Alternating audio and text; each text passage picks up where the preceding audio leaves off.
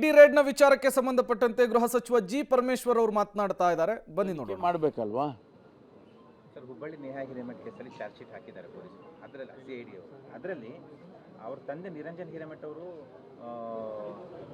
Love ಜಿಹಾದ್ ಆಗಿತ್ತು ಅನ್ನುವಂಥ ಆರೋಪ ಮಾಡಿದ್ರು. ಅದರ ನೆರಳಿದೆ ಅಂತ ಅವರು ಆರೋಪ ಮಾಡಿದ್ರು, ಶಂಕೆ ವ್ಯಕ್ತಪಡಿಸಿದ್ರು. ಆದರೆ ಲವ್ ಜಿಹಾದ್ ಉಲ್ಲೇಖ ಚಾರ್ಜ್ ಶೀಟ್ನಲ್ಲಿ ಇಲ್ಲ ಅಂತ ಬಿಜೆಪಿಯವರು ಹೇಳ್ಬೋದು, ನಾನು ಅವರು ನಿನ್ನೆ ದಿವಸ ದದ್ದಲ್ ಅವರಿಗೆ ಮತ್ತು ನಾಗೇಂದ್ರ ಅವರಿಗೆ ಕರೆದು ತನಿಖೆಗೆ ಕರೆದಿದ್ದಾರೆ. ಅವ್ರನ್ನ ಇವತ್ತು ಕೂಡ ಬರಲಿದ್ರು. SITನವರು ತನಿಖೆಯನ್ನು ಚುರುಕುಗೊಳಿಸಿ ಅವರ PAಗಳು ಅವ್ರ ಹೇಳಿಕೆಗಳನ್ನ ಕೊಟ್ಟಿದ್ದರು ಅಂತೇಳಿ ಆ ಆಧಾರದ ಮೇಲೆ ಅವ್ರನ್ನ ಕರೆಸಿದ್ದಾರೆ. ಇವತ್ತು ಮತ್ತೆ ಬಂದು ಆ ಕಂಟಿನ್ಯೂಷನ್ನು ಆಗಬೇಕು ಅಂತ. ಈ ಮಧ್ಯೆ ಇಡಿ ಅವರು ದದ್ದಲ್ ಅವರಿಗೆ ಅವರ ಮನೆ ಮೇಲೆ ಅವರ ಆಫೀಸ್ ಮೇಲೆ ಎಲ್ಲ ದಾಳಿ ಮಾಡಿದ್ದಾರೆ ಅಂಥೇಳಿ, ಅವರು ಯಾವ ಕಾರಣಕ್ಕೆ ಮತ್ತು ಯಾವ ಮಾಹಿತಿ ಆಧಾರದ ಮೇಲೆ ಅವ್ರು ಮಾಡಿದ್ದಾರೆ ನಮಗೇನು ಗೊತ್ತಿಲ್ಲ.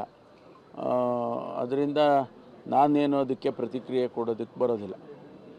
ಸರ್, ಅಂದರೆ ರಾಜ್ಯ ಸರ್ಕಾರಕ್ಕೆ ಗಮನಕ್ಕೂ ಬಂದಿಲ್ಲ. ಇಡಿ ಅವರು ಈಗಾಗಲೇ ದೂರ ಅಲ್ಲ, ರಾಜ್ಯ ಸರ್ಕಾರಕ್ಕೆ ಇಡಿ ಅವರೇನು ತಿಳಿಸೋದಿಲ್ಲ.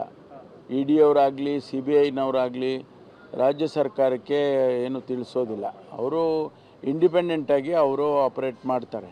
ಅದರಿಂದ ಅವ್ರಿಗೇನು ಮಾಹಿತಿ ಇದೆಯೋ ಗೊತ್ತಿಲ್ಲ ನಮಗೆ.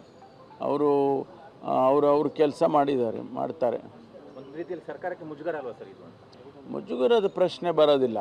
ಇಡಿ ಅವರು ಇಂಡಿಪೆಂಡೆಂಟಾಗಿ ಯಾರ ಮನೆ ಮೇಲೆ ಅಥವಾ ಕಚೇರಿ ಮೇಲೆ ಅವರು ದಾಳಿ ಮಾಡ್ಬೋದು, ಅವರಿಗೆ ಅಧಿಕಾರ ಇದೆ. ಆದರೆ ಯಾವ ಮಾಹಿತಿ ಮೇಲೆ ಮಾಡಿದ್ದಾರೆ ಅಂತ ನಮ್ಗೆ ಗೊತ್ತಿಲ್ವಲ್ಲ, ಅದಕ್ಕೆ ಪ್ರತಿಕ್ರಿಯೆ ಕೊಡೋದಕ್ಕೂ ಬರೋದಿಲ್ಲ. ಅಥವಾ ಬೇರೆಯವರ ಪ್ರಕರಣದಲ್ಲಿ ಇವ್ರ ಪಾತ್ರ ಇಲ್ಲ ಅಂತ ಇದ್ರೆ ಇವಾಗ ದಾಳಿ ಆಗಿರೋದ್ರಿಂದ ಅವ್ರ ಪಾತ್ರನೇ ಇರ್ಬೋದಾ ಅಂತ ಗೊತ್ತಿಲ್ಲಲ್ಲ, ಅದನ್ನು ಪ್ರಿಯೆಂಪ್ಟ್ ಮಾಡೋಕ್ಕಾಗೋದಿಲ್ಲ. ನಾವು ಅದನ್ನು ಹೇಳಕ್ಕೆ ಬರೋದಿಲ್ಲ. ನಿನ್ನೆ ಎರಡು ಅಂದ್ರೆ ಪದ್ಮನಾಭ್ ಮತ್ತೆ ಪರಶುರಾಮ್ ಅವರ ಆಡಿಯೋ ಒಂದೆರಡು ವೈರಲ್ ಆಗಿತ್ತು ಸರ್, ಅಂದ್ರೆ ಬಿಡುಗಡೆ ಆಗಿತ್ತು. ಅದರಲ್ಲೂ ಕೂಡ ನಾಗೇಂದ್ರ ಅವರ ಹೆಸರನ್ನ ಅವರು ಪ್ರಸ್ತಾಪ ಮಾಡಿದ್ರು.